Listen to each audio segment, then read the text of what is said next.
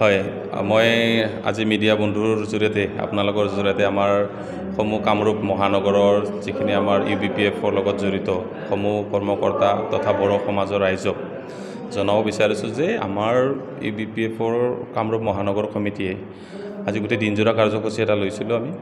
প্ৰথমত কাৰ্যসূচী মৰ্মে আমাৰ UBPF গঠন হোৱাৰে পৰা আমাৰ কাৰ্যালয় এটা নাছিলে, স্থায়ী কাৰ্যালয়। চ' এই উদ্দেশ্যে আমি এটা জোনাকী নগৰত আমি এটা স্থায়ী কাৰ্যালয় ল'বৰ কাৰণে সক্ষম হ'লোঁ। তাৰে পিছত আজি যিহেতু আমাৰ সকলোৰে জাতীয় পিতা উপেন্দ্ৰনাথ ব্ৰহ্ম ডাঙৰীয়াৰ মৃত্যুতিথি আছিলে, সেই মৃত্যুতিথিৰ উপলক্ষে আমি এটা কাৰ্যসূচী ল'লোঁ সমূহ কৰ্মকৰ্তাসকলৰ লগত। তাৰে পিছত আমাৰ সকলো যিবিলাক আঞ্চলিক আছে, আঞ্চলিকৰ পৰা আমি প্ৰতিনিধি বিচাৰিছিলোঁ।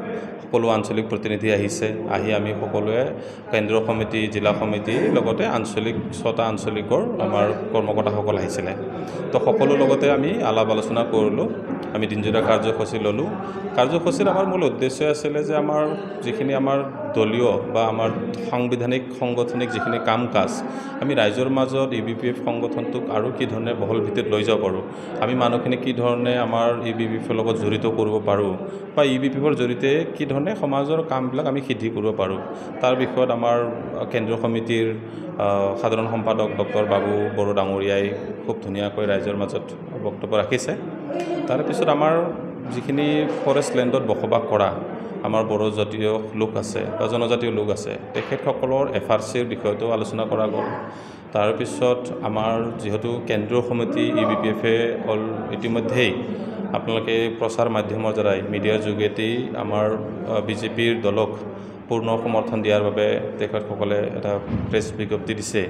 সেই উদ্দেশ্যে আজি আমি জিলাৰ সমূহ সকলো যিখিনি আমাৰ আঞ্চলিকৰ পৰা আহিছিলে সকলোৰ আগত আমি বক্তব্য ৰাখিছোঁ যে আমি জিলাখনো আমাৰ যিটো জিলাৰ অন্তৰ্গত আমাৰ কেণ্ডিডেট তেখেতক আমি BJP দলকেই সহায় কৰাৰ বাবে আমি দলীয়ভাৱে আলোচনা কৰিছোঁ। গুৱাহাটী মহানগৰী নিশ্চয় থাকিব। আমি ইতিমধ্যে আমি এখন মেমৰেণ্ডাম ছাবমিট কৰিছোঁ গভৰ্ণৰ ছাৰলৈকে, আৰু সেই গভৰ্ণৰক যিখন মেমৰেণ্ডাম দিছোঁ সেই জৰিয়তেও আমি আমাৰ যিখিনি দাবী আমাৰ ফৰেষ্ট লেণ্ডত বসবাস কৰাই হওক, ভূমিৰ ক্ষেত্ৰত হওক বা বিভিন্ন আমাৰ সাংগঠনিক বা বড়োসকলৰ যিবিলাক অৰ্থনৈতিক ৰাজনৈতিক যিবিলাক সমস্যা আছে বা NDFBবিলাকৰ পুনৰ সংস্থাপন কৰাই হওক বা আমাৰ গাঁওসকলক পুনৰ নিৰ্ধাৰণ কৰা, সীমা নিৰ্ধাৰণ কৰাই হওক বা আমাৰ যিখন BKWC কাউন্সিলখন ইতিমধ্যেই 6 মাহতকৈ ইণ্টাৰিম কাউন্সিল চলি আছে, 6 মাহতকৈ বহুত বেছি হৈ গ'ল, প্ৰায় 3 বছৰে হৈ গ'ল।